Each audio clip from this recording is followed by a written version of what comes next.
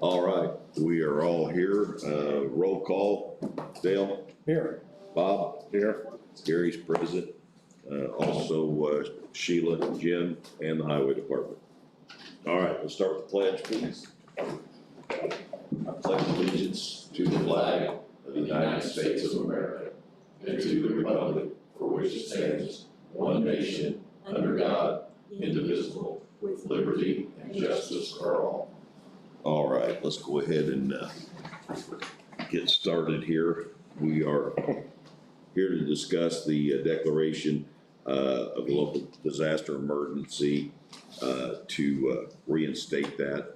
Our 7 days have ran out, is that correct, Jim? As of today, it's still in effect, so it would run out by midnight. Exactly, so it is to renew that. And at this time, I'll let Greg speak and give us an update on where we're at. Good morning, Commissioners, Madam Auditor. We have been working diligently. We have several roads back open where we had lost culverts. That being said, I got next one. we have patched a lot of holes, is what we've done. We went in and we've put in some riprap. We've covered a lot of pipes just to get them up and moving. With this rain working today, we've kind of switched operations and we are unplugging pipes so we don't have that same problem again. One of the things, just in surveying some of the damages, it appeared the epicenter was probably down in regard to water. I'd say wind was more Clay Township, part of Washington Township, but by water was down in general, really heavy in Jefferson. In fact, probably just southeast of Patricksburg. Looked like probably what has occurred. Two of the big culverts that got blew out looked like they filled with debris. There was a couple of logging sites away from there. Found a lot of butt cuts in those areas, so I would say they washed out. The gentlemen, those butt cuts weren't down close to the creek, but the amount of rain we got, they just washed in there, and that helped cause the problem. What I believe was those caused two huge dams, and then when they finally went, that's what caused our major problems down on Steubenville and beyond. When they cut loose and sent a wall of water. Yeah. My road closed. Greg, while you're taking a quick pause there, I want to make a mention to everyone. Greg and I spoke yesterday, I believe it was yesterday, maybe Wednesday, with the information that he's got from the National Weather Service and the water situation coming possibly through this weekend, another 4 or 5 inches, and water coming down from north. Greg and I have come to the conclusion that we need to stop putting material on the roads immediately, which we did that 2 days ago or yesterday, until this water event gets here, because there's no sense continuing to put stone or anything else out on these roads for it to wash away 2 days later. So we just, if anybody calls you and complains, we have literally stopped putting any kind of material on the roads. Well, they are trying to put the culvert back in. They're still trying to get roads open. We're still grading trying and to get roads open, but we're just not putting any more material. But just a gravel road with no damage on it, we're not gonna put any gravel on until this is over with. I explained to my drivers, if you need to put a little skift of stone on it, and they know what that meant. Just to get the skift of stone and smooth them out. Our main obstacle is to get roads open and things like that, but there's no sense to throwing material on it for it to wash away over the weekend, so we're just gonna wait and see what happens. So, and at that, I'll let you go. I still have 7 roads closed for culverts. I'm not saying some of those culverts we don't need to go back in and replace, but we've got those roads smoothed out and open. Some of it we've just dumped gravel in. You know how many culverts that we possibly could save, Greg, or are they just washed away too far, or?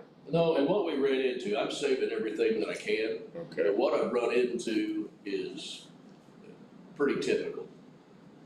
It's the old ones that is finally giving away. A lot of them, don't have bottoms, where you think you've got a good culverts where we've shoved the Thrust it out. pipe into a concrete structure and the concrete's finally failed. I mean, the concrete guys have served us well for 92, 93 years, but they're giving up the ghost now. We've retrieved several out so far, and we just need some more time to get them going again. Now, that being said, and because of this damage, we've uncovered lots of issues that I will present to the commissioners that really need to be replaced. And it's because of the flood. If we do not receive aid, we will not be able to replace them. The monies just are not there. Are you taking pictures of these damaged areas and stuff? I've got Rachel. Okay. I figured you was, Greg, but that guy from, I mean, if you can plug this into a computer, we can go through on the Good. screen, PowerPoint. PowerPoint with pictures. Didn't they have to do that one? And we find more every day. What do they do with How about for a month? bridge way up Rattlesnake, the wooden bridge, On Rattlesnake, way up Rattlesnake Road? yes. And out that wooden bridge, it turned their crazy days, that's why I call him. Anyway, what's wrong with that bridge? You got a bridge closed. It is, and I know the residents there have been very upset, but the bridge inspectors have been underneath that, and they say that, there are 4 beams that have been moved, off of that bridge, and, it was actually critical during the last inspection. And, out of the 4 that have been moved, then we have others that, have rust in the centers of them. And that is actually one of the bridges that they will not allow me to reopen. And our bridge inspectors that we pay to do those inspections report directly to NDOT. So that has been reported to NDOT that bridge cannot be reopened. Now, the other bridges that we have closed are a bridge on White Road. Let's see. Yeah, we have Bridge 148 closed on White Road, Bridge 233 closed on Goose Creek, and Bridge 194 on Bandy, and then that's Bridge 189 there at Circle. 233 will be reopened, gentlemen. It's gonna take just a little bit of work, but that's work the highway department can do themselves. We're not gonna have to have a contractor do it. So we will get that done. Bridge 148 on White Road, I believe that we're gonna be in the same situation with that, but I'm waiting for the report back from United Consulting because the engineer's gonna tell me in regard to the bridges exactly what I will do because that will be an NDOT requirement. And then, let's see, Bridge 194 on Bandy Road. That is a wooden bridge. We're assessing now, and I do believe with a lowered weight limit given to us by the engineers, we'll be able to reopen that bridge. But it has beams that run laterally with the bridge, and then it has cross beams. In that, there are 3 of the cross beams that are cracked or broke. Now, that being a wooden bridge, I've looked under we've got 4 wooden bridges in the county and I've looked under them. That's probably something, once he's done, he's gonna tell me how to repair it. We'll be able to put a splice in there and repair that. I don't know why it won't run. Oh, we looked at it on the computer just a little bit ago, Gary, to make sure it works. Should be the USB port, that's where I've got it plugged into. maybe because there's not a Microsoft PowerPoint app. It may not be, I don't know. What was Bridge 233? You come right on up here. Hey, Greg, what was Bridge 233? What's road? 233 is on Goose Creek. Goose Creek. Is that the bridge at the bottom of the hill? Yes. a gentleman from about April Road to the bottom of the hill, that road, I was got it in plugged into that USB port. pretty deplorable condition. In fact, I would call that road gone. Okay. We tried to work it with the road grader. Just take it out. Yeah, let's I just take took it out. Commissioner DuBois's advice and made a phone call to Crow Equipment, and, we rented a bulldozer, and we made pretty short work of that.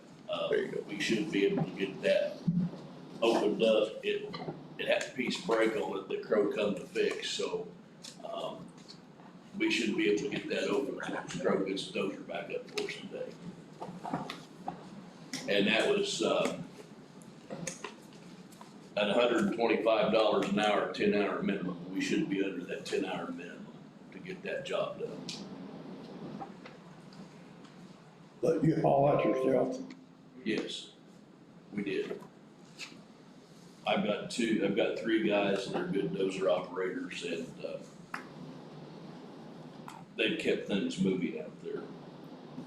I would like to take it when we get that done to White Springs Road,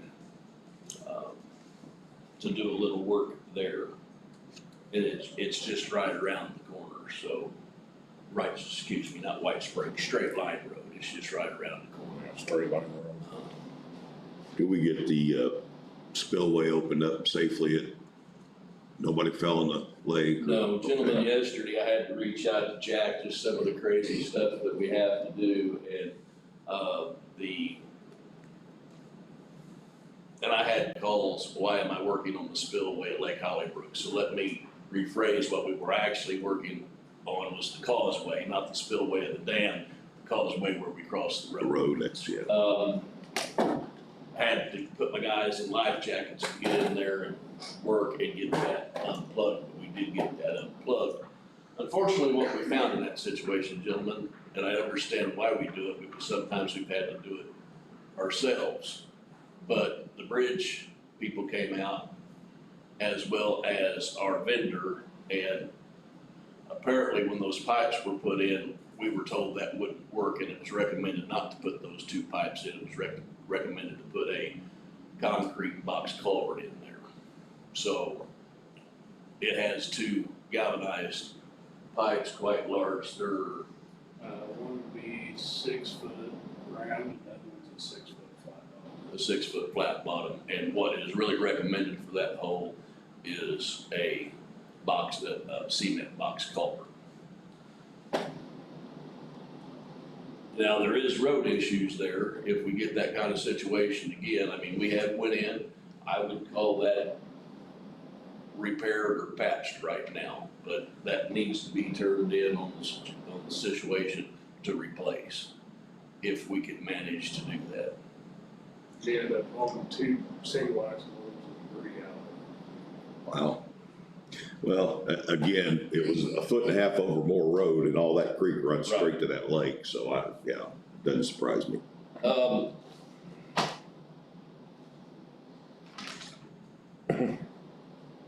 Now, let me explain, gentlemen, a little bit some of the figures that I'm about to give you. When turning things into FEMA, I have to figure labor, equipment rates, everything. If we do some of these things ourselves, we may not have those actual dollar values in some of these projects, because my labor's fixed and my machines are here. I'm still gonna have to burn fuel. Well, we still want to figure in our cost of your labor, though. Right, but when we ask for monies, and Jack would explain this, they wanna know what it cost us. In 11 culverts, and some of these are I'm talking big culverts, have $372,320.05 in those. And guys, those are just the 11 that I've got figured. As of reports yesterday, and I'm not talking about any of the small culverts. I will get all those together too, but these are the big ones. I still have 12 more large culverts to give you figures of. Part of the problem is actually just getting pricing, because steel has went up so daggone much. To get somebody to commit as to how much it's gonna cost us. And when I'm just asking for prices, I mean, E3 Bridge has been rather good. They're having problems getting somebody to commit as to what these are gonna cost, because they fall outside our normal realm of what we've agreed to with our vendor. With our contract that we've already agreed on. In regard to Bridge 189, Serber Road in Rattlesnake, CLR will be on site Monday to look at that, to give us a estimate as to repair. E3 Bridge was on site yesterday in regard to the repair of that bridge. And I'm also looking for a third bridge company to give us some kind of an idea what they will say it's gonna cost to replace that bridge. Jim, did I understand you said we just needed 2 into this emergency? A minimum of 2 Okay. is required. 3 would give you maybe a better range, but 2 is the mandatory minimum. Okay, just in case you run into problems, I just Okay. want to make that clarified. The gravel cost to replace to work on the washouts and the roads, on the roads that are gone, gentlemen, I'm gonna put those together like I would the culvert cost and give you a range with equipment. As we are working, I'll be able to come back and tell you this is what we've spent on Road X. Just the normal, we had a lot of heavy rain, this is bad and we have to repair. But it's going to run into the hundreds of thousands of dollars.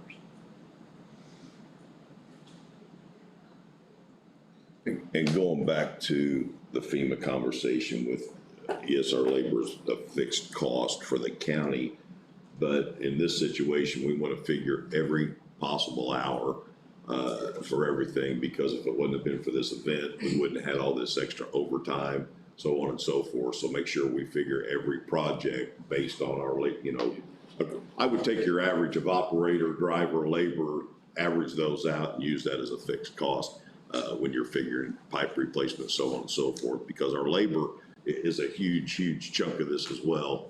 And we want to make sure we get as much of that back as we can. Now, gentlemen, there are some places we did reach out to some contractors All right? Yeah, it's clear, you can't see it.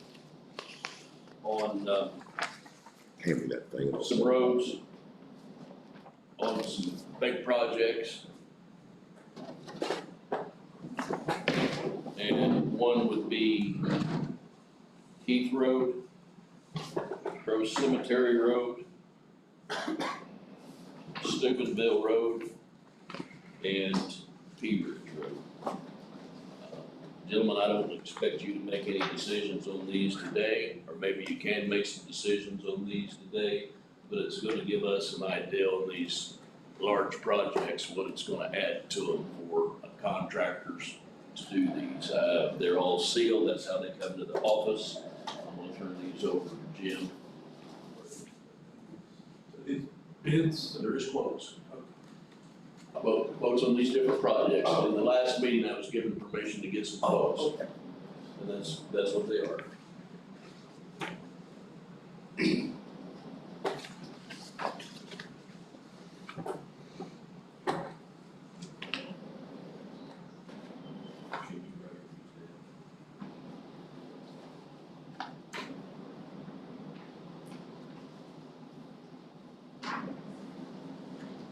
You want to go through this road damage while we got it up here, so we kind of that'll help us get an idea of what we're looking at here on paper too.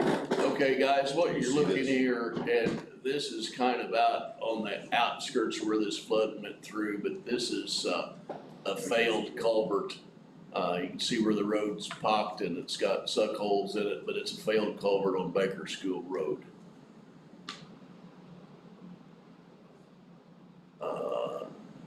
Bandy Road at the bridge, it was just basically a river. You can see the bridge in the background. That is the bridge that is closed now for failure. Beamer Station Road, That is a 5-foot round pipe. And, that was actually a community crossing road 2 years ago.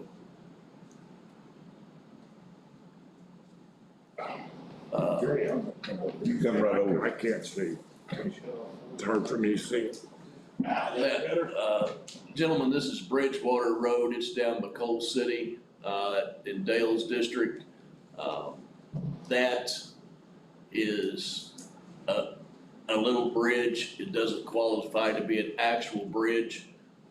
It is closed. It does have some damage. It is work we can do. I'm gonna send my welding crew down and we'll be able to get under that and, make repairs. Officially, that bridge is a culvert, but it's not. It has head walls, I-beam laying on top of it. We actually, 3 years ago, took the wood deck off of it and had the used material from the old Gosport Bridge and welded that on top of it. So we just need to make some repairs to that, but, we will be able to open that back up. Delaney Road, that's in Dale's district, and that is actually an old pipe. That pipe doesn't have a bottom in it either, but, which allowed the water to get in around underneath and then hollow the road out. Delaney is now open. We took a backhoe down, punched the road, and we have it open, but it needs replaced. Denmark Road, gentlemen, that is just downstream from the big incident on Steubenville, Fiskus and Keith, so it caught all that water that I explained to you earlier.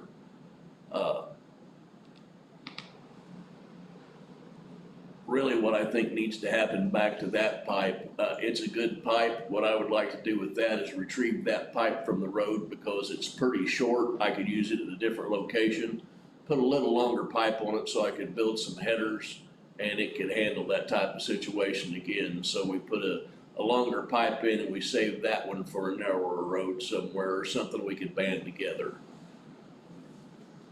Dutch Bethel, washout, it's gotta be a repair, but, That's a tank car and a culvert. yeah. That's part of the problem. To widen the road, you've got the old tank car and then a galvanized culvert attached to it that really doesn't have a good band. It's just, got a strap welded to the top and bolted to the top of it. So, with the amount of water, it just allowed, water had to find a place to go and it did.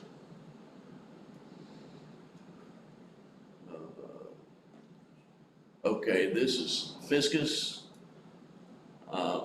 That is one of the pipes that caught debris and, plugged up. We do have that pipe drug back into place and that road is open now. It has been suggested that that pipe doesn't fit the 100-year flood stage and that it be upsized. If the commission does decide to upsize that, I would retrieve that pipe because it's in good shape and put it in somewhere else. Another photograph of Fiskus Road, just a small pipe. That is actually a galvanized culvert that doesn't have a bottom in it, so it's allowed water to flow through underneath. So it has to be replaced. That's Fish Creek Road near 46. What's going to happen here, gentlemen, is, and I've actually spoke with Soil and Water Conservation there. This could be a project that they help take on, but it needs some mitigation on our road edges with riprap. Gonna take quite a bit of labor, but it isn't anything that can't be repaired. It's just gonna take time time and money. And just some of the guys, everybody was taking pictures, so it's just photos of trees. Glory Rill Road, the picture of the pipe we were checking all culverts that we could. The bottom is out of that one, and it's just prior to you get to this bridge. Now, this bridge isn't closed, but during inspection, they found that that bridge has shifted on its piers underneath. Basically, gentlemen, if you look at me a minute, what it's done is this. It twisted, but it twisted within its concrete head wall and on top. So it's not, it's going to have a lower weight limit is what's going to end up happening with that bridge. Goose Creek Road, guys, that road was devastated. There's some of the pictures of the bridge. That's the road we're working on with the dozer today. And for you two gentlemen, that was a crossroads last year. Yes, that was done on community crossings last year.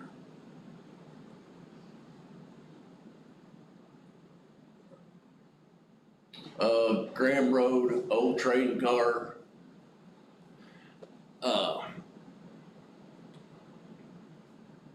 What's happened with that, guys?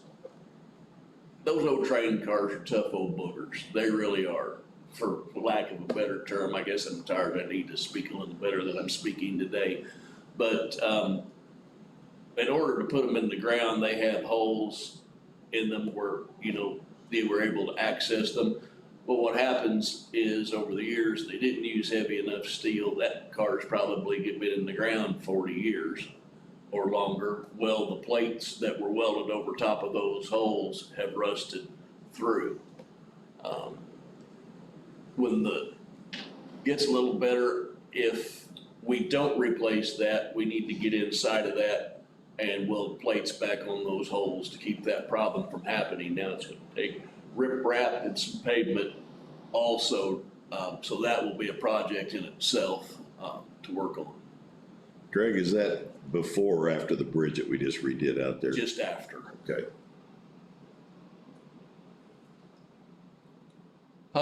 Gross Cemetery, guys, that pipe is gone. The pipe is actually setting in on my lot. That was scheduled to be replaced.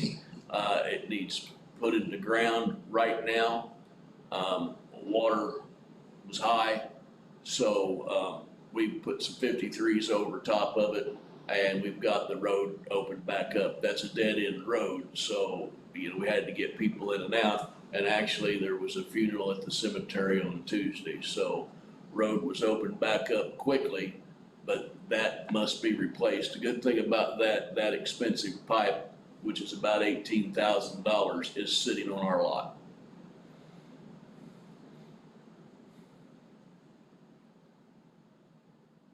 Okay, Hancock School, these pictures really don't give justice to what it is, but I can explain them. Fish Creek runs right along the edge of the road. Hancock School was paved last year on community crossings. When it was paved, Fish Creek was probably in most areas down through there a good 10, 12 feet from the road. Today, there are places that Fish Creek have come right up to the edge of the road. It washed that bad. It washed that bad.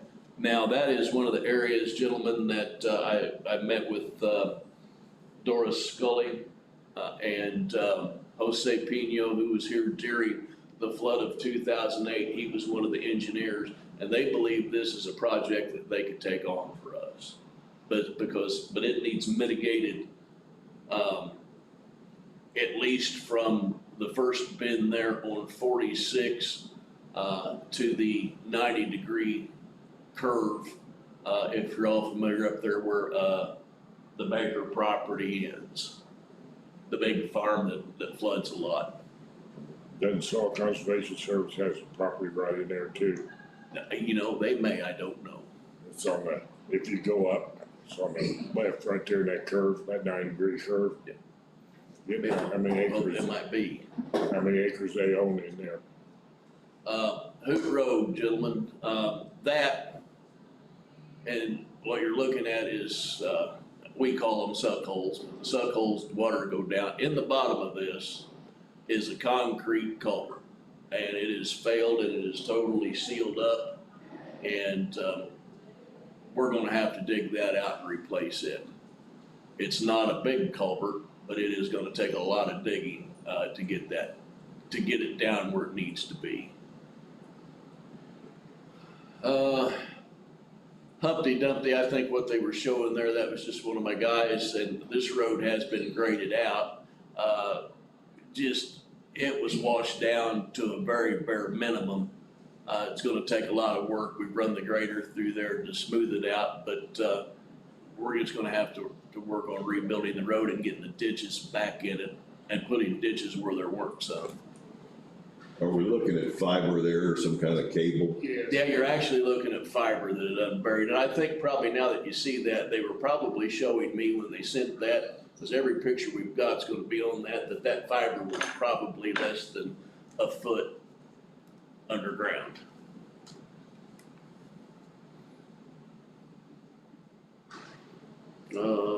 Hayden Road, now It's right down the hill, oh, washed across the road.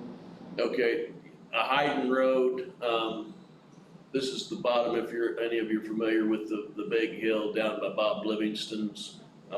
There's gonna have to be some ditch work done there, and some riprap or some kind of stone mitigation, due to the washing. Jones Road, Gosport, gentlemen, I know that's from the flood waters. I have not been back up there to see what that needs or if it needs, anything. It may need riprap and repairs along the edge of the road. That's close to Baker School Road too, isn't it? Yeah, do what? And Jones Road's close to Baker School. Jones is the Gosport. Yeah. Okay, Heath Road. Guys, I can't tell you, this was put in before me, but that pipe is not all that old. Put in there on Keith Road, when you run that to the 100-year flood, that pipe is more than 3 times smaller than what should go in that hole. I mean, the pipe's good, we could retrieve it, we could put it in somewhere else. My suggestion would be to replace it with what is proper. Now, standing here today, I'm gonna tell you, I understand exactly why they put that pipe in the ground. It's probably what they had on the lot. We didn't have the money to put anything in there different, and we may have to make the decision, gentlemen, that that's what goes back in there if we do not get any further money for funding. Okay, Lanes Road, that pipe has failed. It has a rusted out bottom, but on the other end, it is concrete. So what we had did at one time to widen the road, we put that piece of galvanized in that concrete to make the road wider. Pipe it needs replaced, and it was just under the flow of water that it had, it finally gave way. What it did was twist in the ground at the concrete culvert that it was shoved in. And guys, what happens in those situations when they were making the roads wider, and I really, again, comes back to what those deals, I said, I don't understand why we done those things. Well, we did it probably because we didn't have the money to do anything else.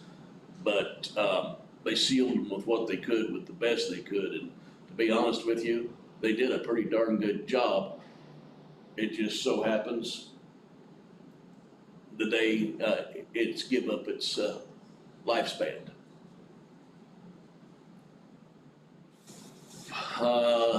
Lucas Road, that has been repaired.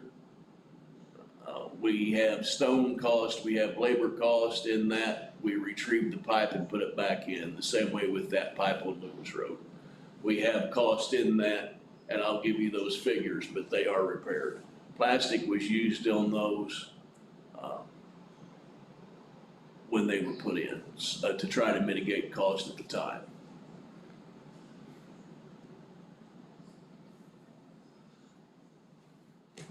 Gentlemen, I think we're just showing the amount of water that was washed there. There is a culvert there. My guess is that culvert's gonna need replaced, but I can't tell you that for sure on that one.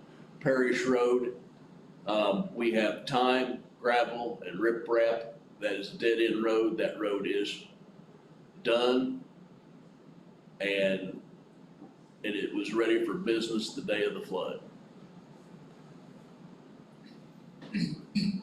Okay, P Ridge Road, that is a galvanized pipe shoved into, it's not a railroad car, gentlemen, but it's some kind of a big steel pipe. They have, when I say this, the galvanized is rusted in two. When the flood water came through, it has caused suck holes, and this pipe must be replaced. Now, we have a pipe on the lot that we can put in this hole.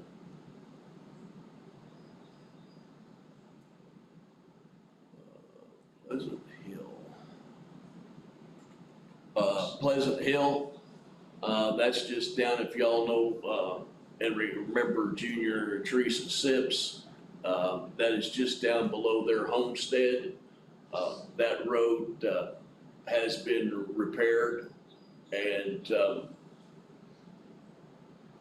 I will just get you the cost for that, but that road is open. That'll come later as to what it is. They're just showing there the undermined of the pavement. Same thing in a different location, but that road is open and those repairs have been made.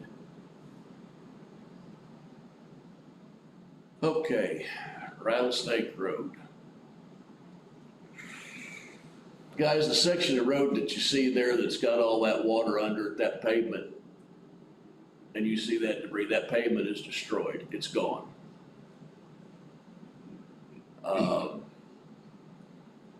Is this an area that we just did spot paving on as well? It is. Okay.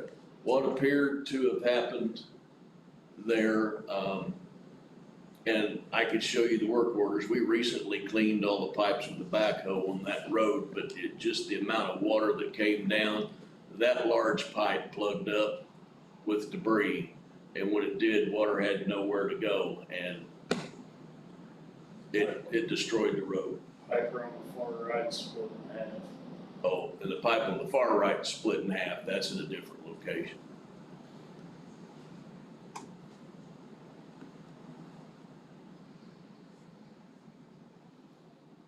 Okay, this is on Reynolds Road, that's down by Colt City in Dale's district. That is, what bridge is that?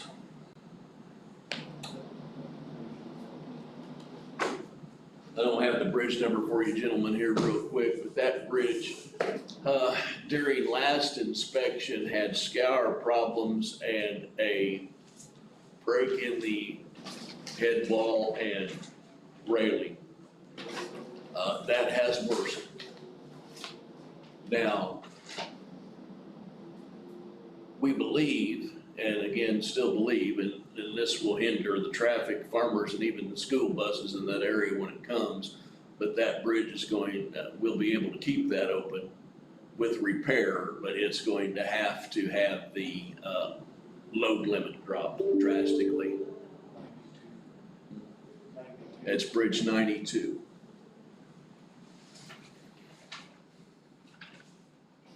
Okay, that's, Rocky Top Road is showing the amount of damage that it had from washing, but you can see there the grader operator has fixed that and taken photographs. And all those gentlemen will have projects, and I'll be able to show you, I will be able to give you costs on those.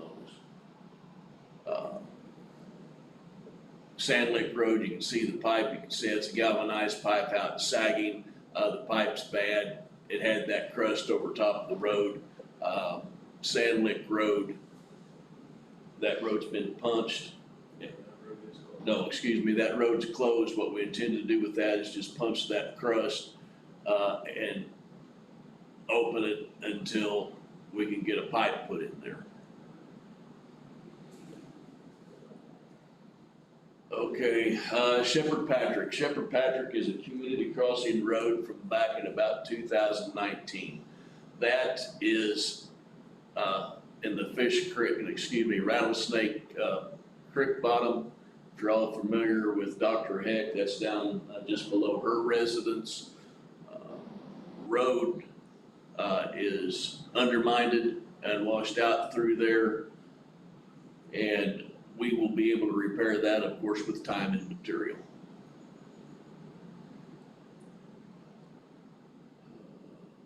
Steubenville.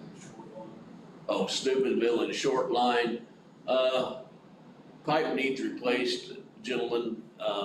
It was our intentions, we do have pipe already for anything on Steubenville Road because we ordered that road as community crossing road, but it is flood damage, so you are looking at it here today.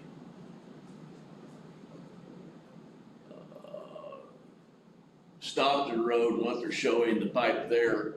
And that, gentlemen, is a community crossing road from 2019, chip seal project. But there's a pipe there, and what the tree's showing, the pipe has failed, the bottom's out of it. But the tree has grown right into the pipe, so that's what the guys were trying to show, but that's going to have to be dug out and replaced. When you look at that, that shows the importance. If we're building a new road, do the work ahead of time.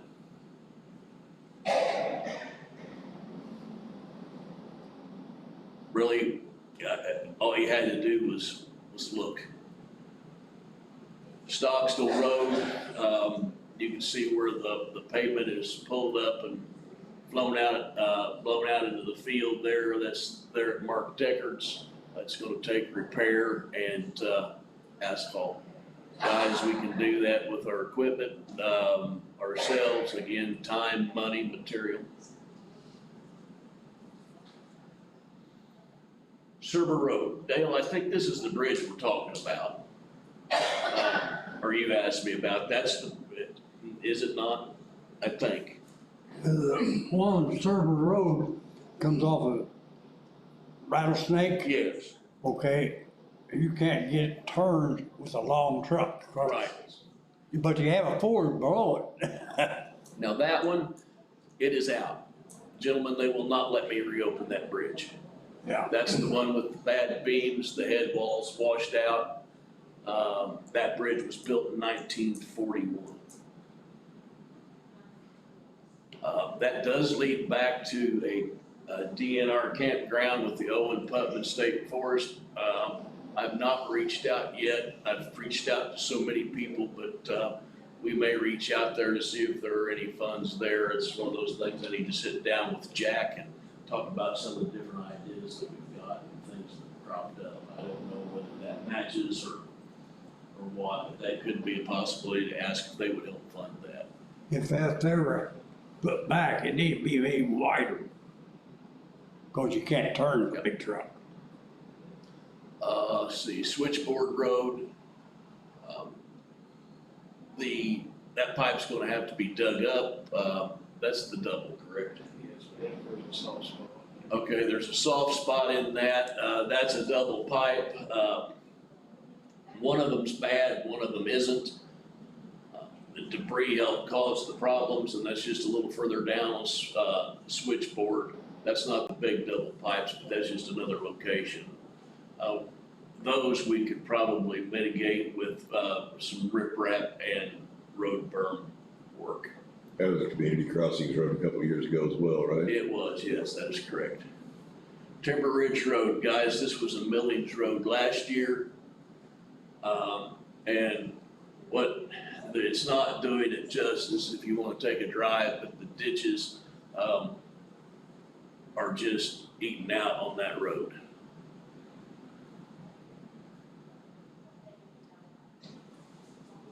Vandalia Road, graders worked on Vandalia Road some. Dale may have been worked on Vandalia Road some, I'm not sure. Dale has helped us out a bunch out in that area. Really helped us get ahead out there. but the grader's been working there to, to get things open. They didn't get all the way through at the time the grader was here then, just because, there was still flood water down in the bottoms. That's up near, Lois Bixler's home right there. That always works there. Yeah. Violence Road, guys, in 2019, we did major repair on Violence Road in the same location because the road was pretty much washed away. We're going to have to return to there, and it's gonna have work done on the berms and some asphalt put back down.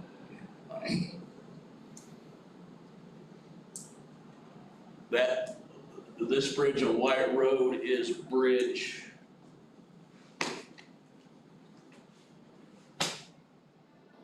148. It is closed. I am hoping, and gentlemen, I am hoping, I'm working with United Consulting to drop the weight limit on this bridge instead of a replacement, but this could be a replacement. This bridge was new in 2004. More White Road, guys, you can see that's another road that's just destroyed through that area, and it remains closed. We haven't been able to get down to it yet, but people can get in and out of both sides. White Springs, we worked White Springs with the grader. We had to work on a big culvert, but I don't think we're gonna have to purchase any culverts for White Springs Road, but we're gonna have mitigation costs in stone and riprap. Okay, guys, this is the causeway that I spoke to you about down at Lake Hollybrook and the pipes, and it shouldn't be a box culvert. Every time we have some kind of rain, I work on that thing. You can see that it peeled pavement up there on both sides. Now that's debris that's coming out of that lake.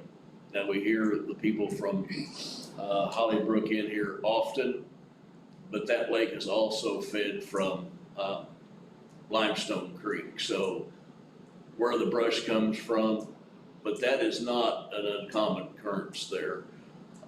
And we can pull some monies, but it is a costly venture to keep going back there and working on that. And it may not outweigh replacing, but there is significant damage there in regard to the flood.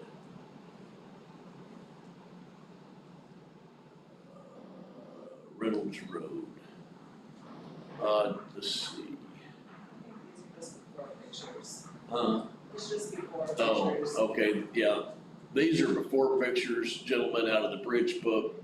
I was contacted by United Consulting in regard to this bridge, and this bridge is fracture critical. And they are discussing with us whether closure or lower the weight limit, but will state that it needs replaced. That's the bridge that shifted on its piers on Gloryville. Those are actually those are the photographs prior to out of my bridge book. When I was down there looking, I was actually under it, almost on my belly. The water was that deep to look at it, to see the issue and the shift. I'm sure it's down now to go and return and get better photographs. Those are pre-photographs of the Cerber Road Bridge, Bandy Road Bridge beforehand. You can continue Bandy Road beforehand out of the bridge book. That's all. That's all there is. Okay, and this would be all there is, gentlemen, we have so far. There's a lot more, we're gonna continue to compile them. As the guys work, as we come across stuff, we're taking photographs before and after. Well, thank you for all that information. I'm gonna give you my personal assessment. With our normal day-to-day jobs, you're talking about a 2 to 3 year project to get all that back together. Yes. We have got to get some help. I have, go up old Rocky Hill Road, like you're going to Cuba or we're up to 231. Anyway, when you cross the bridge on the big creek, Down by Wesley Chapel? Yeah, before you ever get that far, Okay. this side of it, okay?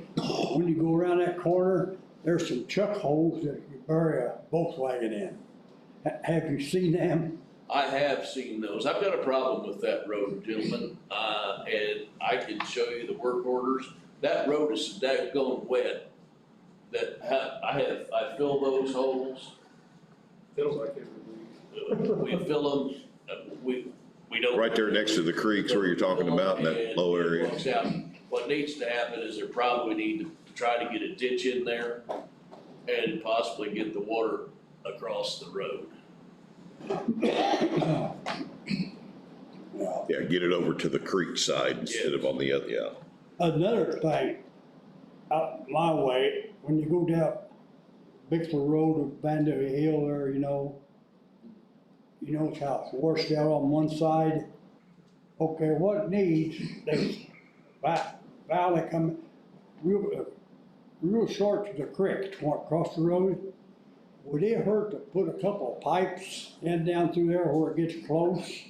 And maybe get some of that water going into the creek before we ever have to go down the road? Every day. No, it wouldn't. It's just time and money. As long as we got the pipes, it wouldn't hurt it at all.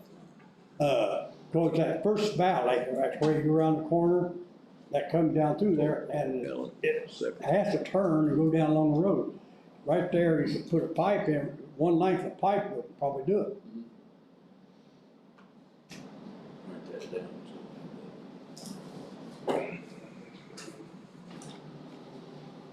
Bixler Road, we did, so you know, and just speaking of Bixler was another one of those roads, I don't have the photographs up yet, but it looked just about like White Road did. We have had a grader through it and we do have it passable. Gentlemen, we've got a lot of the roads passable, there's a lot of them still rough. But we're just trying to get citizens to and fro is what we're trying to do. Yeah, hopefully we can get through this weekend without any more major rain. Now, outside of this realm, I'm sure we'll talk back at that, and Jim will read this in a minute. But, guys, I spent over $7,000 in overtime during this storm.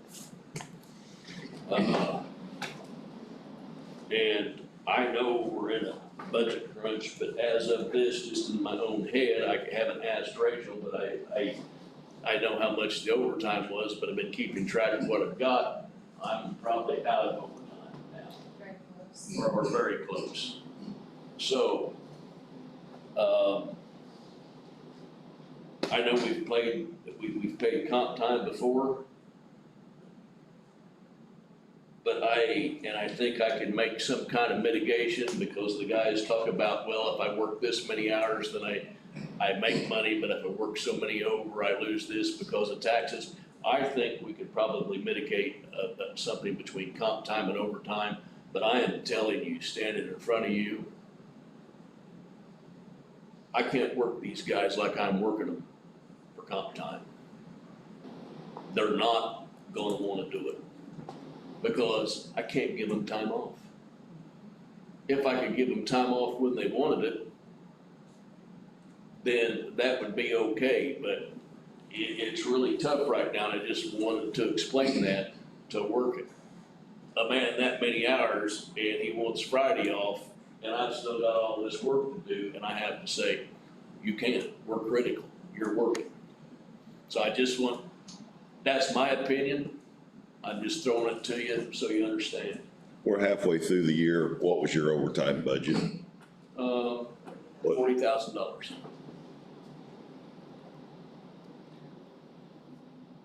Well, it's gonna take at least another 25 to get you through the end of the year.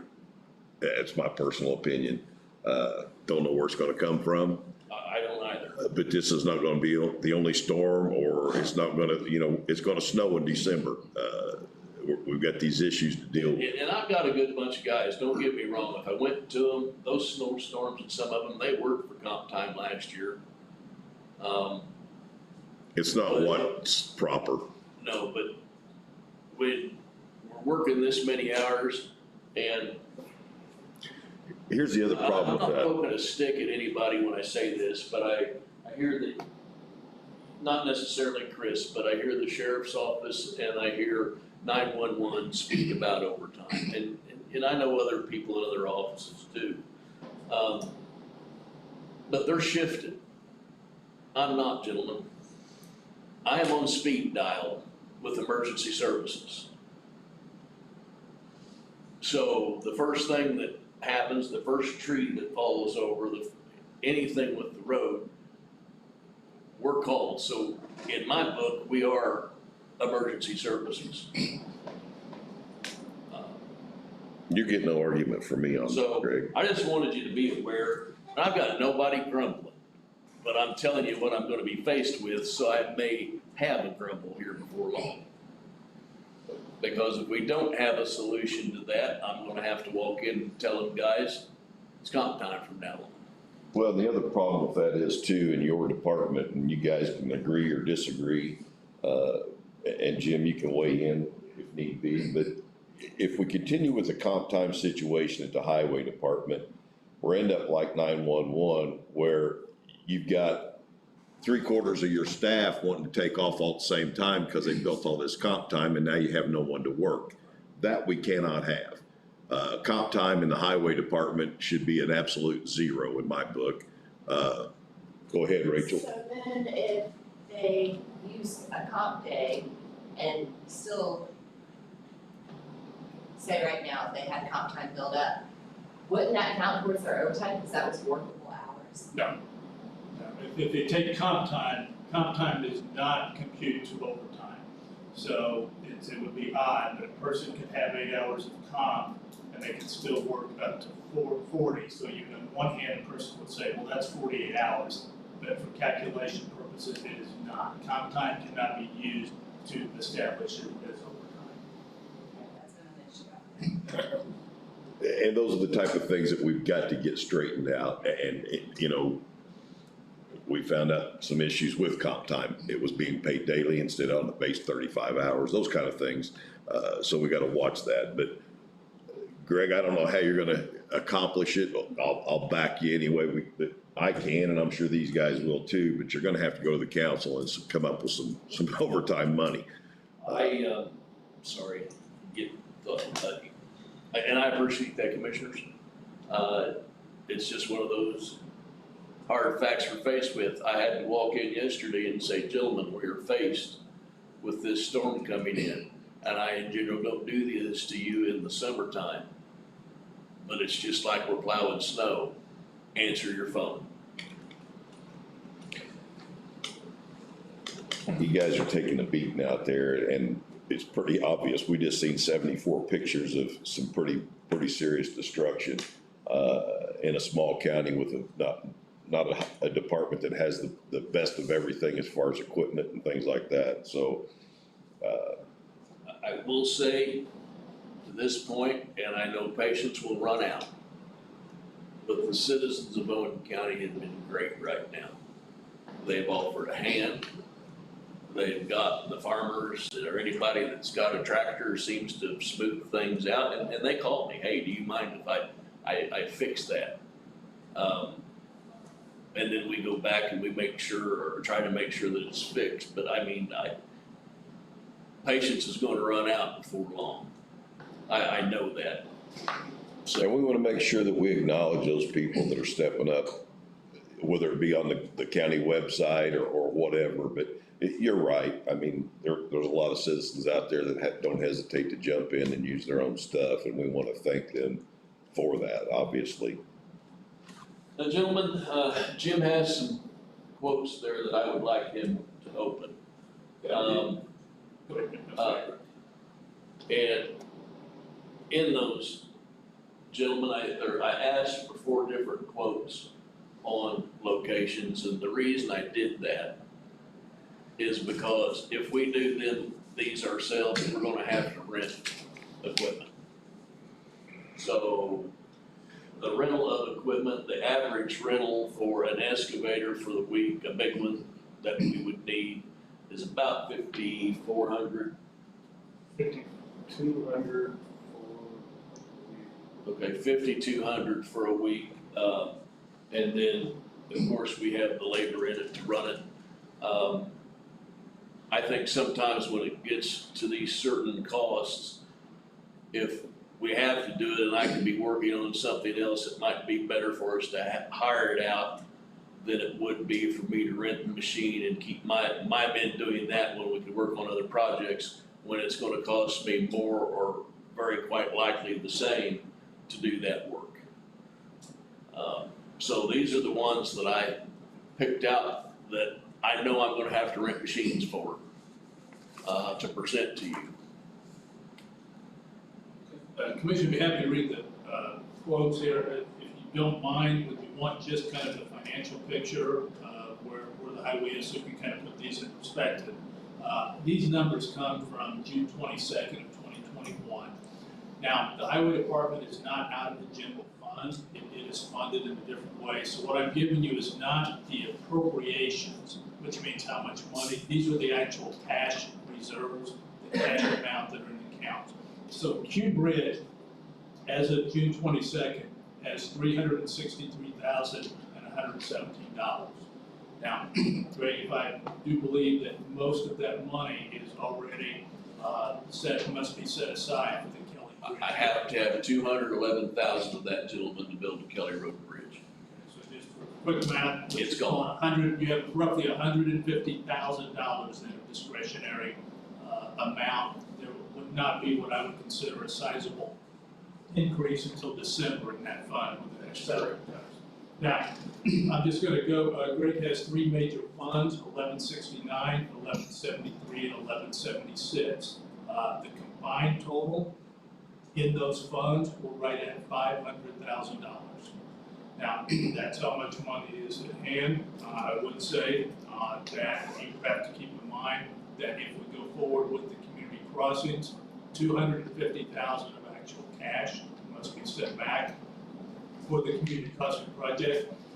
Greg, this is a very rough approximate, but I would say payroll in the range, not the overtime for the flood, that is monthly payroll is in the range of about 85,000. That sounds consistent. That is correct.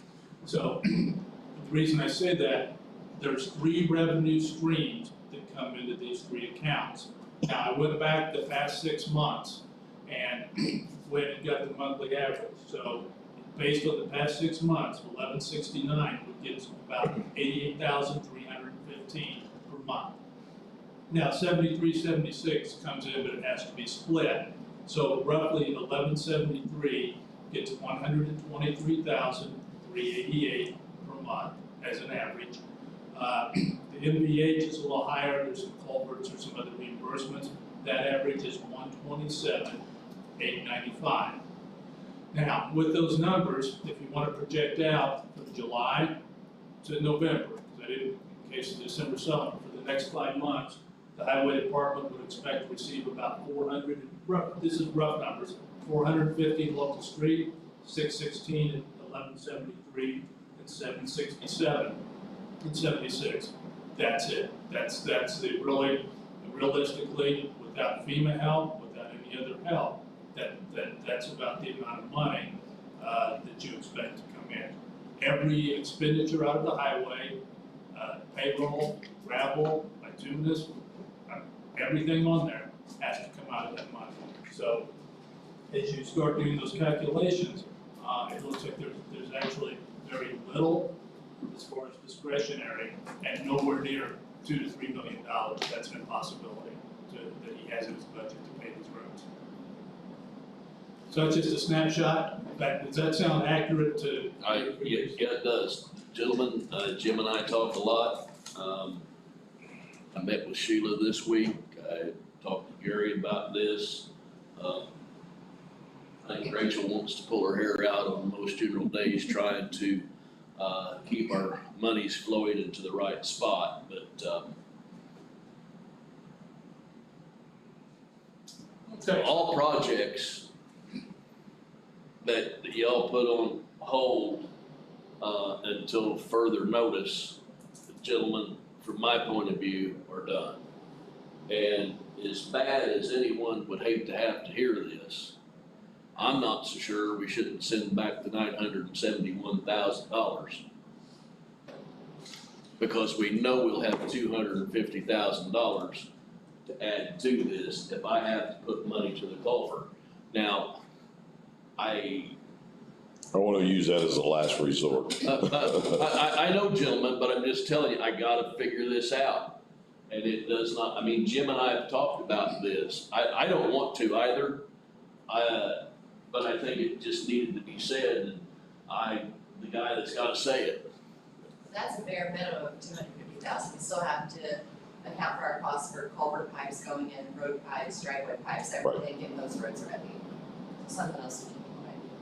Okay, so commissioners, you have already declared a declaration, that's 2021-01, that's in effect. In addition, your last commissioners meeting, you specifically declared a local emergency, and you gave the highway superintendent leeway to, by Indiana statutory authority, to receive 2 quotes. These are emergency quotes. You may or may not want to award those, but it'd be permissible to open. What looks like seems to be from 3 different contractors. There is BLS Contractors, there is Fender Excavating, and there is Coons Excavating. These are still, I'm gonna start with BLS, and this will be the first one for P Ridge and Blair Lane in Owen County. And these are quotes, these are not bid.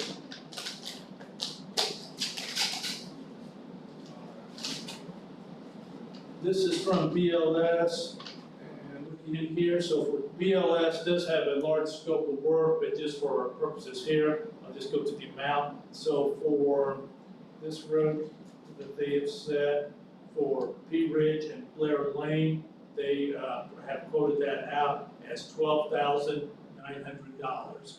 This price, so I will say, does not include road closures or locates. This is for Hauser and Steubenville Road, and this is still BLS Contractors.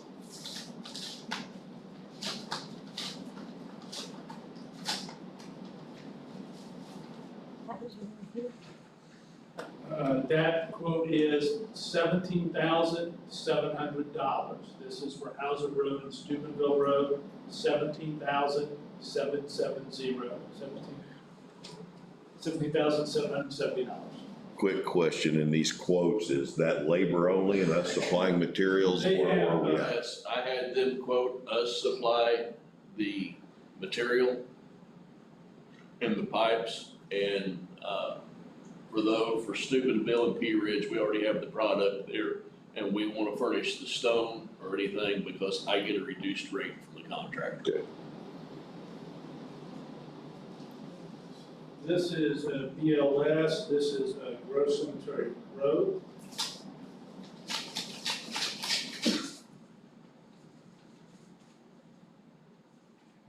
The amount quoted here is $11,875. $11,875 at Gross Cemetery Road, BLS Contractors.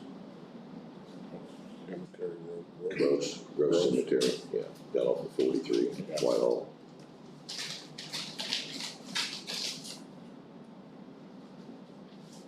Okay, this is the 4th quote from BLS.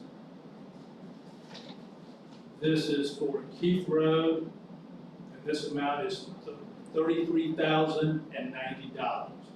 $33,090. Commissioners, all these quotes have a detailed description of scope of work. I was waiting to see if these were consistent with the other 2 that we can compare for. It's the same area. This next is from Fender Excavating.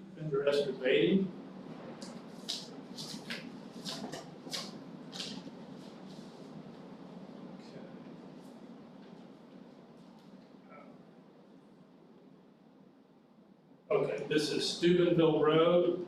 Steubenville Road, the quote is $9,000. Steubenville Road.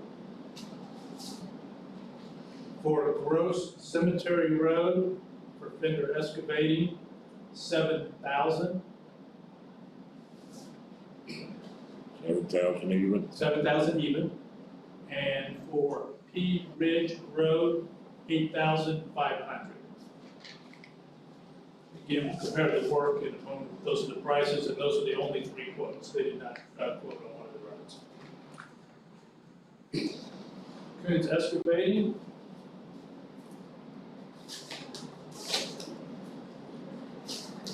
KAONTZ, isn't that Coons? K-O-O-N-S. Okay. This is Coons Excavating. How are they spelling that, Jim? K-O-O-N-S, Excavating LLC. This is Heath Road. Heath Road is $44,762.50.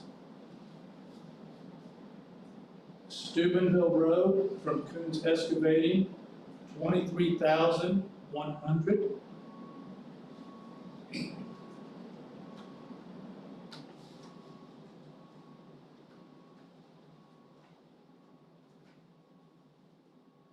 For Pea Ridge Road, $20,300. And then for Gross, they just wrote Gross, but I'm assuming that's Gross Cemetery Road, is $10,300. So those are the 3 companies. Now, there does appear to be a difference in the details. BLS has a detail as far as sections, type of stone, specs, culvert pipe, all that's listed in here. For Fender Excavating, it basically says on all 3, quote to dig out culvert and replace on P, Gross, and Cemetery Road. They then wrote dig out culvert and put new one in concrete sides. That's what they quoted for P Ridge.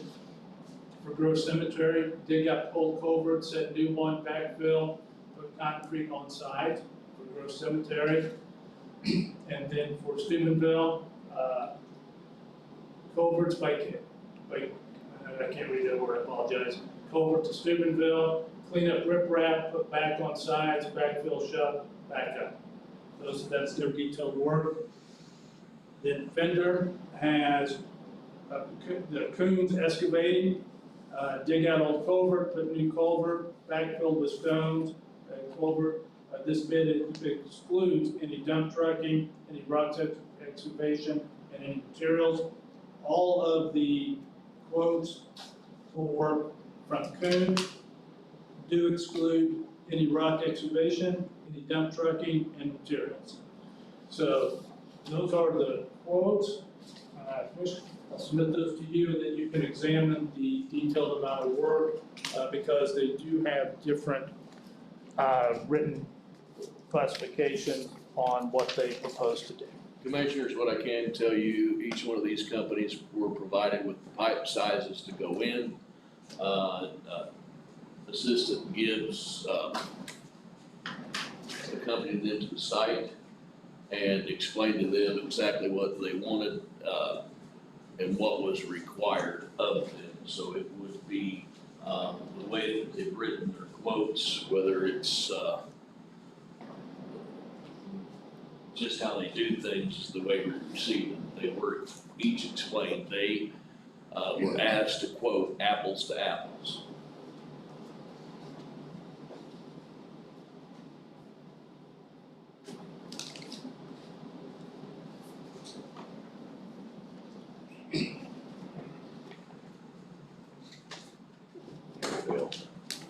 Dale. That is Pea Ridge. Okay. They did not quote Heath Road. No. Okay. That's done next one. It looks like that they're all pretty much the same as far as it's just for labor only. The ones that I've read, Greg, it states on there that any material be provided and dump trucking is provided by you guys, so.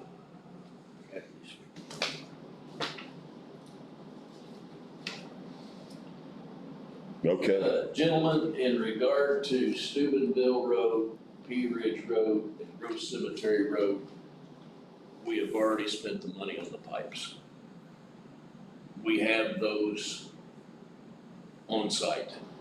So I'm not asking for monies to do that. I will need monies for the, of course, the gravels, the riprap, et cetera.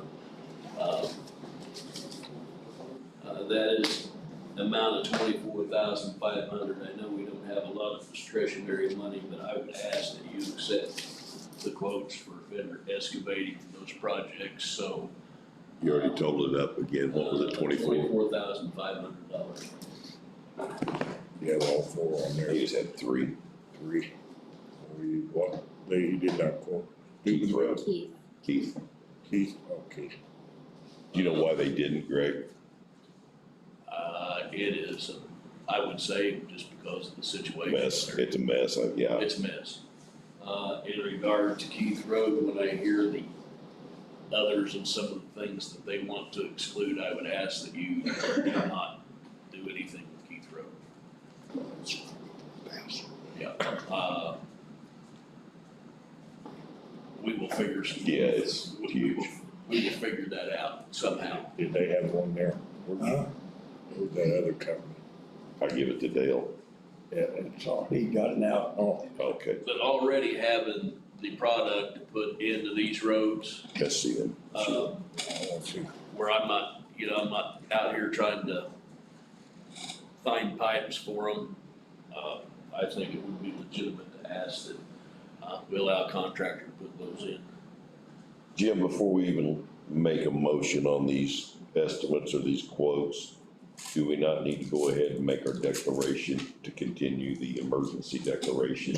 You're under, right now, this very moment, you're operating under two declarations that are in effect.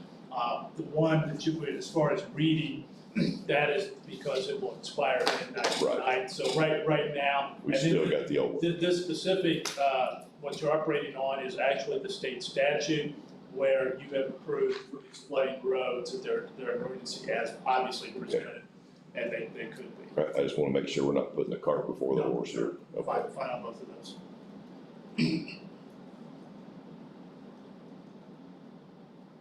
Well, gentlemen, at this time, I'm gonna take Greg's recommendation. We've used Fender Excavating many times. They've done great work for us in several different areas. They do have the three lowest bids on these particular roads, excluding Keith Road at this time. So I'm gonna ask for a motion that we approve these three quotes from Fender Excavating, for repair on these roads as soon as possible. I'll make that motion. I have a motion by P Ridge, P. Ridge, Groves. Groves, and Steubenville. Bill. And they just put the pipe in at Steubenville less than a month ago, or about a month ago, getting that ready for Crossroads. So I have Second. I've got a motion by Dale, second by Bob, all in favor? Aye. Commissioners, are you rejecting all quotes on the fourth road? Is that Keith Road? We are going to, yeah, that was my next, due to the fact of the price of those roads and, suggestion by the highway superintendent that we put that on hold, so, Just have to figure that out, that's too much. right, and so this time, I'm gonna make a motion that we do not accept anything on Keith Road at this time due to the expense. Do I hear a second? I second that. All right, I have a second. Motion by myself, Sheila, second by Bob, all in favor? Aye. And we'll bring that back to the table, Greg, when you're ready, Okay, however you see fit, so it may be, Sheila will need those, Bob. I'll bring it back as soon as I can, but I've got to figure something else out Right. with that.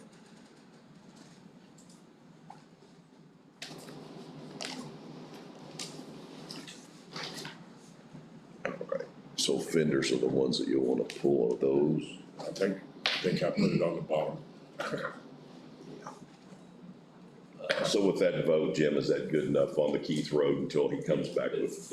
It's rejected at this time, and then he what would be a total re-quote. Correct. For everyone involved. Okay. Anything else, Greg? Gentlemen, we fielded at the highway department during this weather event, 161 calls.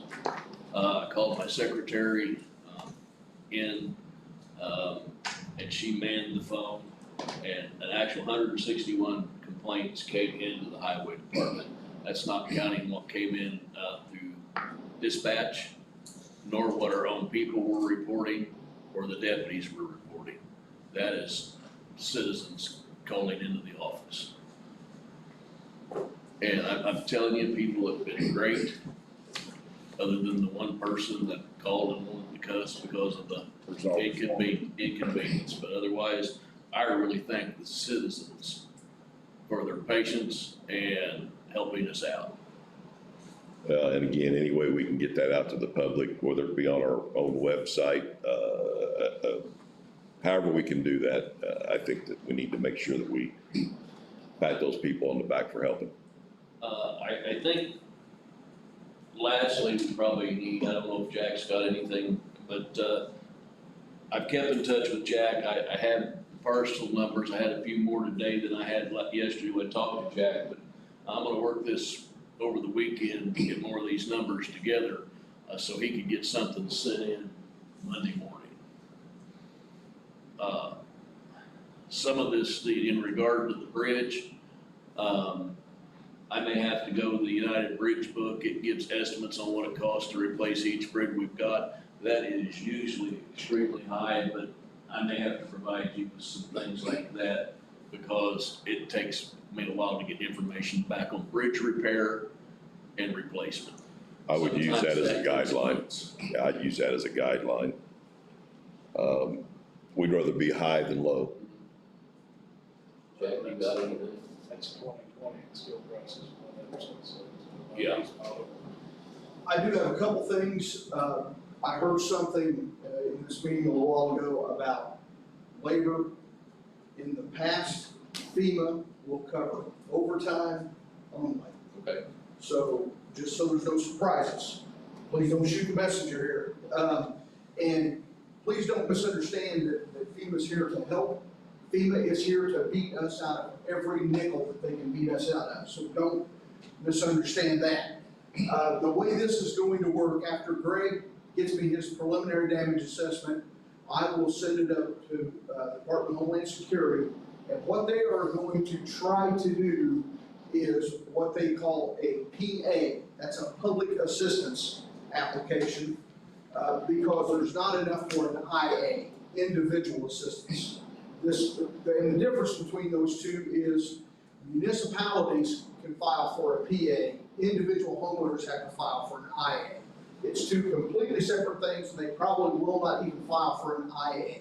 And the way this works is, I don't know the formula, but I can kind of tell you how it works. I don't know the figures to enter into the formula, but it's so much money per individual from the last census in the state of Indiana, somewhere around like $3.35 or something like that per Indiana resident. You do the math on that, it'll see you come up to $15,000.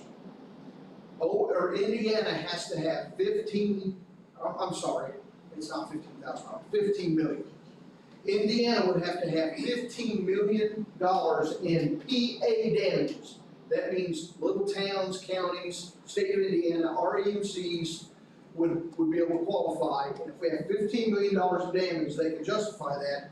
They will send an application up through the governor to the president. And we'll seek a declaration, a national declaration. If that's granted, that's when this will all begin. We may start seeing some money. If the state of Indiana cannot come up with 15 million, they probably will not apply. That's the bad news. The good news is they can tie different events together. And it sounds like we may have another event coming this weekend. I spent 2 days this week with the National Weather Service. A guy by the name of Sam Lashley come down. We've been looking for tornado damage out on Freeman Road, out in that area. And he was talking to me a lot about the weather event coming up this weekend. And he said, yeah, we're gonna get a lot of rain. And it's going to be an event, but it's gonna be nothing at all like what we just went through. This is gonna be a 3 or 4 day long rain, not a toad strangle like we just had. And it'll probably affect the river a lot more than it affects the creeks. So if we end up with a river flood out of this, I think the state of Indiana will marry these two events together, trying to reach our threshold to send to the federal government seeking a presidential declaration. As of this moment, I personally don't think the state of Indiana is going to reach the threshold to give us that money. Our option beyond that would be what we done in 2019. We've done a ton of work, got $0 for it, but we fill out an application to the Indiana Department of Homeland Security asking for them to open up funds of their disaster relief fund. The state of Indiana has one, but it is extremely difficult to get the governor to release any information out of that fund. But that would be our second option if we don't get a federal declaration. And on top of that, I've got 2 phone calls made to try to get connection with the governor's office, and I'm waiting on that to happen. Matter of fact, I'll make more calls today because I'm not a patient person. I never have been. When I tell somebody I want some information, I expect them to get it back to me within the next day, and it's been 2 days. So anyway, I'm working on that. Any connection that we can get to the governor's office at all, we'll take it. Commissioners, Jack worked feverishly in 2019. I mean, and I think, I think we covered all the bases then, and we learned from that the type of information that we need to save and what we need to do to get that. But I'm kind of like Jack. I think we're sitting in kind of the same situation. I mean, Owen and Monroe was affected in 19. We do have clay and some of green, but I bet we don't reach it. There were some tornadoes that hit some communities too. Was there? Jay County. That will help us out. And I know it's kind of sad to say that, you know, a tornado is gonna help us because that was devastating to some community, but to reach that threshold is what we need. Well, for us as a county, I think back in 19, which I was sitting up here then too, we were at $650,000 worth of damage roughly, I think is what we come up to. I think we're well past that this time. Just, we didn't have the bridge damage back then. We didn't have this many culverts blown out. I know we had some problems, but I think what we're seeing now is worse than then, so. Gentlemen, we're approaching this a lot different than we did in 19 also. And use my grandma's terms again, but we went at it last time like we were cutting chickens' heads off. We were just boom, boom, boom, boom, boom. And we're being really methodic about what we're doing. Until today, we've not used any outside assistance other than with Owen County. We used in 19 all kinds of contract trucks and things that we're just not doing this year. The money's not there. We're having to manage this on our own. All right. Anything else before we go ahead and bring up the declaration to continue?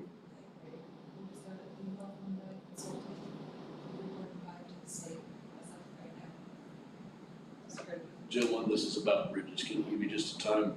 Sure.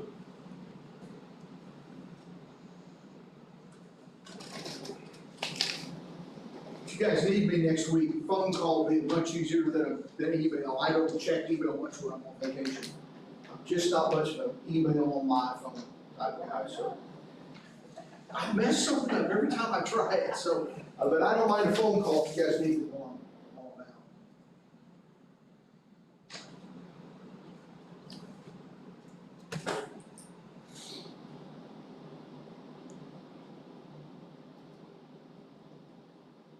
Okay, gentlemen, Bridge 194 on Bandy Road will be reopened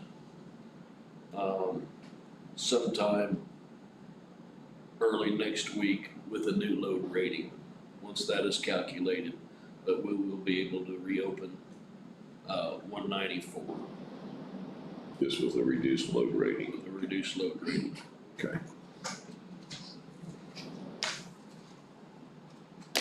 Anything else? Let's see, let's discuss it.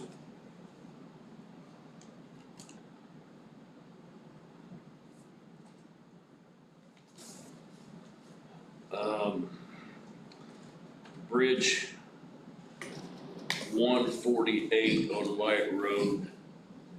It will take more engineering work to complete it, but it has, according to this, critical findings. We'll consider that closed until further notice. Yep. And then 233, once we get the approaches back on it and the road fixed, it can be reopened. That's Goose Creek. Okay.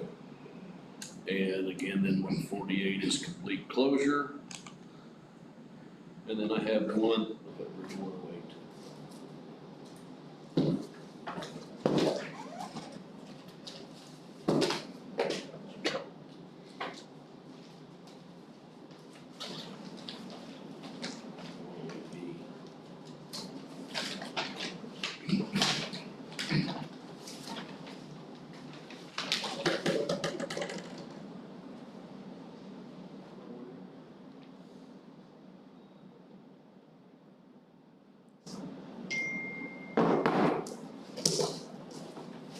One oh eight B is going to have to be closed a little bit, but I don't know where it's at.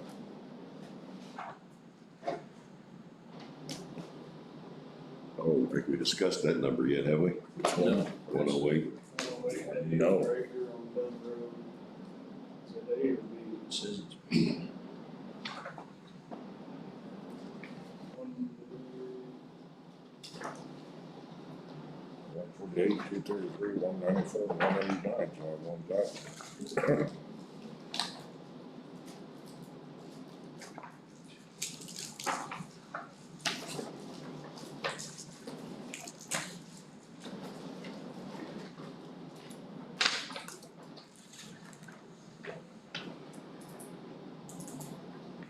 Uh, 108B is a contributor creek to the White River is what it says. What road is this on? It is on Dunn Road, Done. yes. That's right down on the far end. It is, yes. Looks like some asphalt. There's a So you new can bridge see they it. just done a few years ago out there on Dunn Road. That was the railroad bridge, right? Bridge over the railroad tracks? I don't know, Jack, I can't remember. Yeah, I know I'm that, pretty yeah. sure it was the railroad bridge. It's required to be closed. Now, I do have, has recommendations on the repair, but it needs to be closed now. Okay.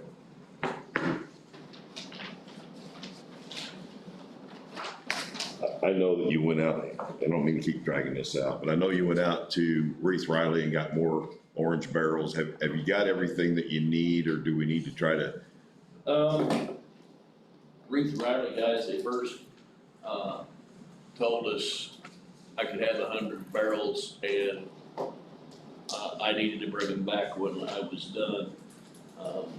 They gave us 100 barrels. They let us know this morning we could just have them. Oh, that's a blessing.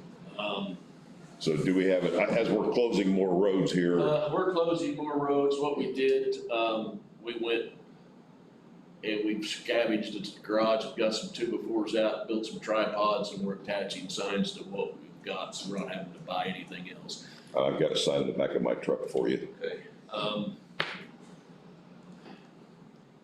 Kind of along the same subject, but everybody needs to know the highway garage, and I'm gonna make the phone call here shortly. I wasn't able to get a hold of him yet, but we've always helped out with the 4th of July fireworks. I use my fencing, my post, and all my barricades. Gentlemen, I'm gonna have to make that phone call and tell them I cannot because I have none. I've already done None it. to spare. I've already done it for you. Well, thank you.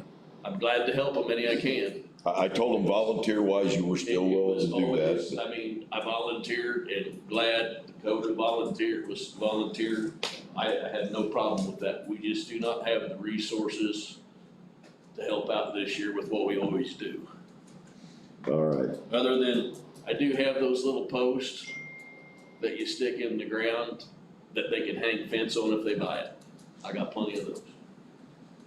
Greg did follow up this, but remind on all of your barricades and your signs. I know it takes some work, but you have the ability to make sure that those are photographed so you can clearly document that you have put barricades and signage. The reason I say that, in case someone decide on their own to move all of that and try the bridge, that way you can show that all those barricades are done. Actually, we have been, because gentlemen, we have had that, we received a phone call of a road closure, and the lady that lived right next to it called us and said, I put your barricades back up, and they just keep moving them and driving across it. That being said, then we just took a load of stone and dumped down in the middle of it. And I also would ask Greg, and I know that it's above and beyond, but with these barrels that we've got, which are crucial to this county, and now that we've been donated 100, I asked him to go get some chains, and if he had to buy some padlocks, and chains 3 or 4 of these things together. That way, if somebody's gonna steal them, they're gonna have to drag them all off. And we could use, porch chair chain. We don't have to buy a great big something that we can just chain them up together. Again, if they're gonna move them or steal them, they're gonna have to drag them all off. I've asked him to do that. I don't know what you guys think about it. I don't know if he has done that. It's extra expense. We actually have, we told the guys at the shop to go buy chain and locks to lock these barrels together. I think that's the right thing to do. Again, we can't even keep a sign on a tripod. So, yeah. I don't That have helps. anything else unless Jack or Rachel or Jim does. Declaration. Yep. Everybody's shaking their head. Declaration is, this is a renewal of the local disaster under Indiana law. The President of the Board of Commissioners had the authority to declare a local disaster emergency. That was done on June 19th. After 7 days, it requires the consent of all of the commissioners. So this is a renewal of the declaration. This is under 2102. It is filed with the clerk. The clerk graciously has done that, and it's under cause number 60, C01-2106-CB-026, and this will continue to be under that cause number, where that way FEMA or anyone needs to look, they will have a complete record. Go through this very quickly. As extension of local disaster emergency, whereas Indiana Code 362222, the Board of Commissioners has designated county executive for the purpose of conducting the county business. Whereas Mr. Gary Burton is the president of the Owen County Board of Commissioners. Whereas Indiana Code 1014-329A1 provides the principal executive officer, the president of the Board of Commissioners, with the authority to declare a local disaster emergency, which activates the response and recovery aspects of all applicable local and jurisdictional disaster emergency plans, and authorizes the furnishing of aid and assistance under these plans. Whereas Indiana Code 1014-329.5 authorizes the President of the Board of Commissioners to issue a local travel advisory as part of the emergency declaration. Whereas on June 19, 2021, Owen County received an approximate rainfall in the amount of 9 inches, causing severe flooding, which closed over 30 county roads due to culverts 23 and bridges being damaged or washed away. Whereas Indiana Code 1014-3.1 defines disaster as an imminent occurrence or threat of widespread or severe damage, injury, or loss of life, property resulting from a national phenomenon or human act. The term disaster includes flood. And whereas on June 19, 2021, the President of the Owen County Board of Commissioners declared a local disaster emergency existing in Owen County and issued declaration order number 2021-01. Whereas pursuant to Indiana Code 1014-329A2, the local disaster emergency declaration may not be continued for more than 7 days, except by the consent of the Owen County Board of Commissioners. Whereas although the Highway Department, Owen County Highway Department has worked diligently to repair bridges, culverts, and streets, as of June 25th, 2021, there are multiple bridges, culverts, and streets that are still impassable due to the flood of June 18, 19. Now, therefore, under the authority vested to the Owen County Board of Commissioners, the state of Indiana has now declared that 1.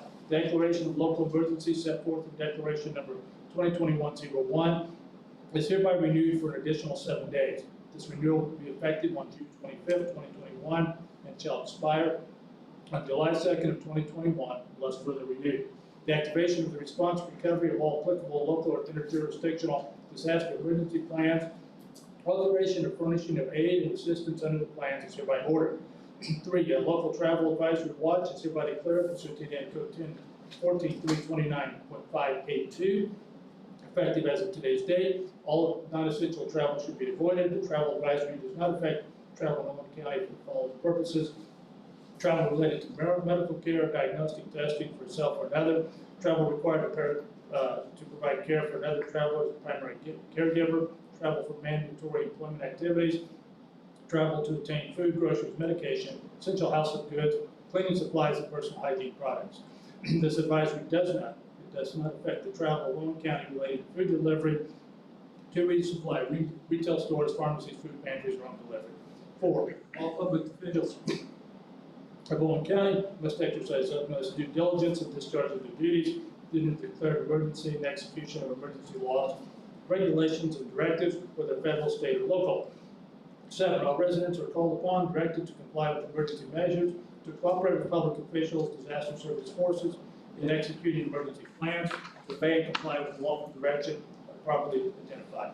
This declaration will remain in effect for 7 days unless its consent is extended by the Owen County Board of Commissioners, and is in fact extended by executive order or resolution by the Owen County Board of Commissioners. This declaration is being filed with the clerk under the cause number 60 CO1 2106 CB 026 by the clerk of the Owen County Board of Commissioners in conformity with Indiana Code 10-14-329A, signed by today's date. If so, it will be signed by Gary Burton, the president, and if there would be a vote by the commissioners and signed by the commissioners and attested by Sheila Reed's auditor. Thank you, Jim. All right, gentlemen, do I hear a motion for the approval? Question. We've got a question before So is 7 days the max that they can do this? Maximum, that's it. So if we have, And if you took it back to your July 6th meeting, you wouldn't have to call another special meeting to continue? 7 days, you Okay. gotta come back every week. we did that with, snow, I think, back in the winter with the storm, and I think we've done it with some COVID issues as well, so.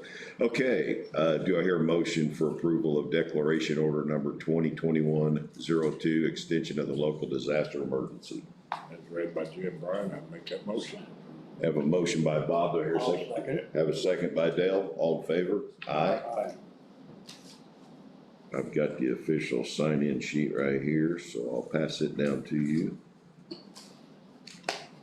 Today is the 25th, correct? Yep. Updated letter. You have this updated letter. Don't sign that again, Dick. Yeah. Thank you. I don't know why they got 2 on there for you. I'm gonna put Well, I think one is decoration. the top page is underneath of it, so we'll get back to Sheila. Jim, thanks for sending the information that needed to be filed with the clerk. If I knew that, I had forgotten. Oh, yeah. So, thank you, Sheila, for taking care of that. Yeah, Sheila had asked me about that, Jack, and I told her since it's through the EMA, that I think that you should be the one to present that to the clerk and she can file it in her office, but we had a discussion about all that. Okay. Next up, yes, Jim, go ahead, This please. does not have to be read aloud, but the highway superintendent requested and looking for aid. This is for watershed protection. This is from the USDA National Resources Conservation Service. This would be a letter telling them that we are requesting their assistance. And it would also notify who the key technical advisors would be, and but it should be approved in a public meeting and signed. And we have a sheet here to sign. Darn it. It just requires one signature. But you wouldn't want a motion or that. Yeah, do I hear a motion to approve the letter to the Natural Resources Conservation Service? Just basically giving them the information of Owen County and our disaster with contact names, myself, Sheila, Greg Milton, and Jack White as emergency EMA for contact if we get any help or support. I make that motion. I have a motion by Bob, do I hear a second? Second. I have a second by Dale, all in favor? Aye.